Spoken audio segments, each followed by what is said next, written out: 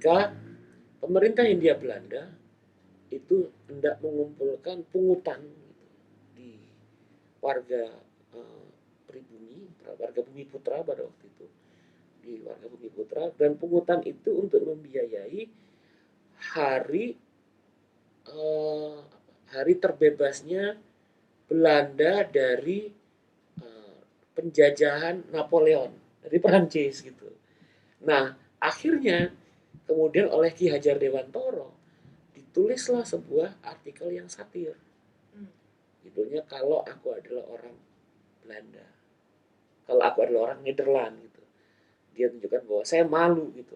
Kalau saya orang Nederland, saya malu merayakan kemerdekaan pada saat sama saya menginjak-injak orang lain gitu kan, menindas orang lain. Mau party-party tapi minta jatah reman gitu. Nah, kayak gitu, kan? Reman terus gitu. Ngomong kemerdekaan tapi menjajah kayak gitu.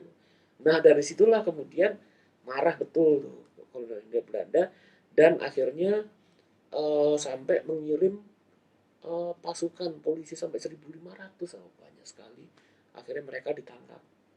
Mereka ditangkap dan diasingkan ke Belanda. Karena ketersinggungan itu. Karena salahnya ketersinggungan itu gitu.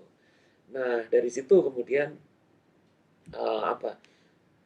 pandangan-pandangan Dr. Cipto Mangunkusumo itu kemudian juga tersebar pada kader-kader aktivis politik yang lain pada era selanjutnya seperti Bung Karno misalnya.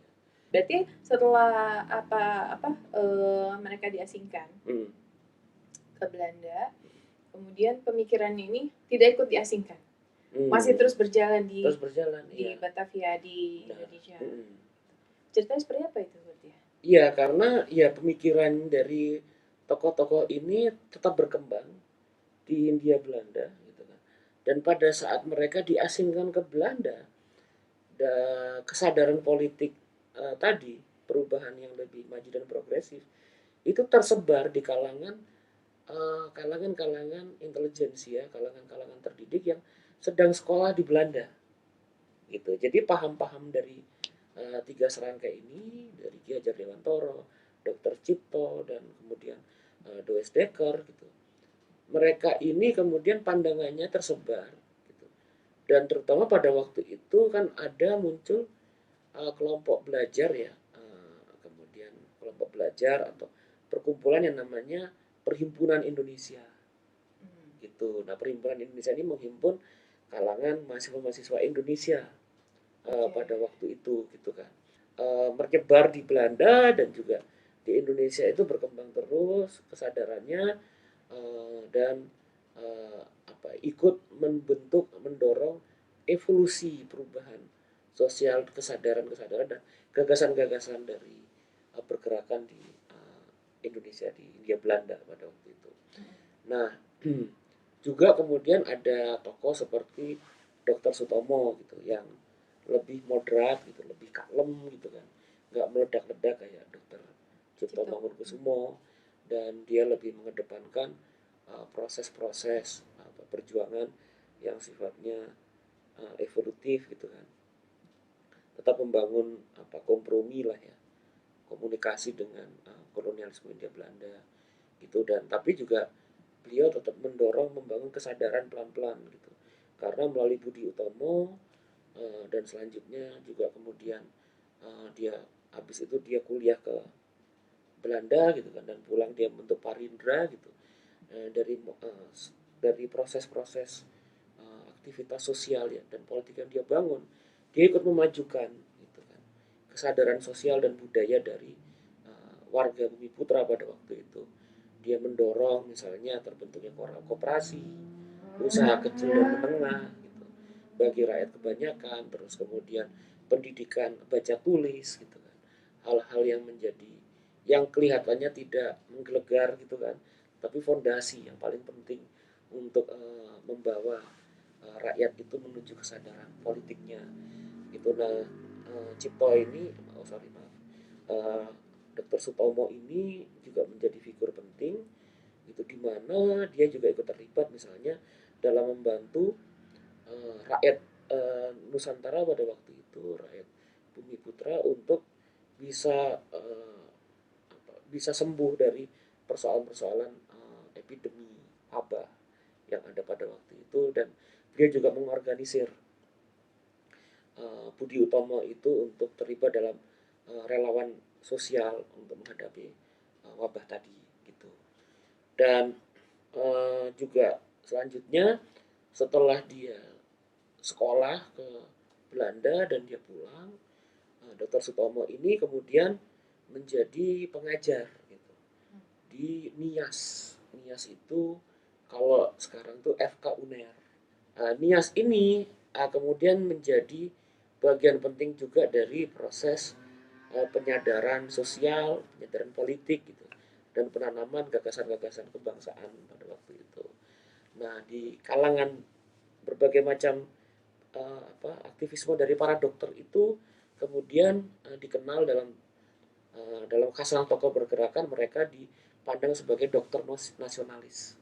Dari dokter nasionalis itu maksudnya dari berbagai macam perspektif, gitu kan, dari berbagai macam keyakinan, gitu kan, berbagai macam latar belakang budaya, tapi mereka memiliki proyeksi politik untuk memperjuangkan harkat hidup dan kesehatan badan dan jiwa dari rakyat pada waktu itu, gitu kan, dan mendorong kesadaran politik yang lebih maju.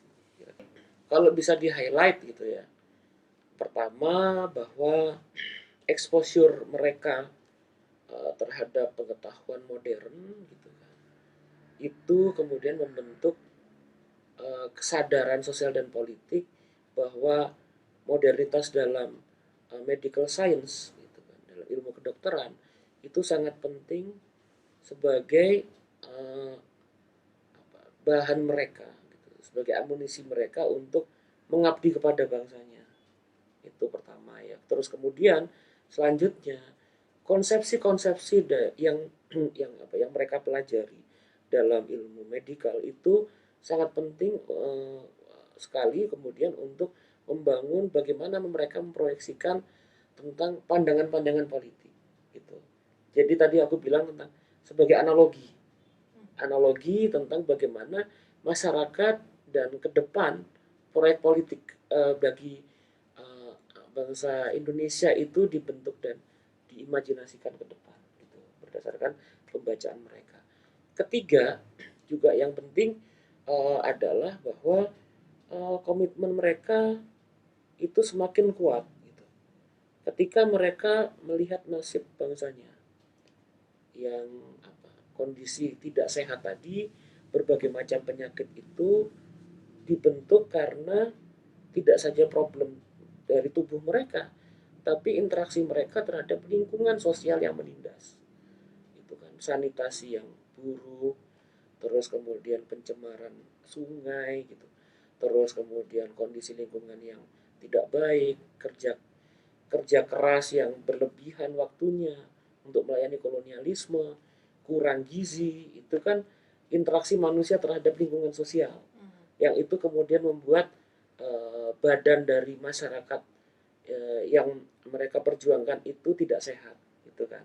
Nah, itu membangun kesadaran tidak saja secara budaya dan sosial, tapi ada problem politik yang muncul di situ, gitu kan. Nah, selanjutnya juga kemudian para dokter ini juga menjadi penting karena berbagai macam spektrum dari pandangan-pandangannya itu kemudian bergerak menjadi kekuatan utama atau menjadi subjek-subjek politik utama yang ikut mendampingi dalam proses perjuangan politik pergerakan nasional bersama dengan kalangan-kalangan terdidik dan kalangan aktivis yang lain. Mungkin bisa aku tambahin dikit ya Mas, sebelum kita closing, bahwa salah satu pelajaran penting yang bisa dilihat untuk refleksi kita sekarang bahwa meskipun dalam derajat yang berbeda dan kompleksitas dan kesulitan yang berbeda, tapi pada masa lalu itu kita bisa menyaksikan para dokter yang pada awalnya kemudian berjuang menangani wabah gitu kan, menangani epidemi juga kan pada waktu itu, dan selanjutnya keberhasilan mereka kemudian berjuang bersama rakyat yang sedang sakit itu kemudian mendorong pada kebangkitan dari kesadaran politik tentang pentingnya proyeksi kebangsaan. Nah, dalam konteks sekarang aku pikir bahwa dalam proses bahwa kita setelah menghadapi wabah pandemi ini gitu tidak membuat kita kemudian kehilangan harapan, tapi ini menjadi momentum penting bagi kebangkitan Indonesia kira-kira ke depan seperti itu. Sama-sama merawat bangsa. Oke, kita closing dulu ya teman-teman. Kita nanti jumpa lagi di program-program yang lainnya. Terima kasih sudah bergabung bersama kami. Assalamualaikum warahmatullahi wabarakatuh. Sampai jumpa.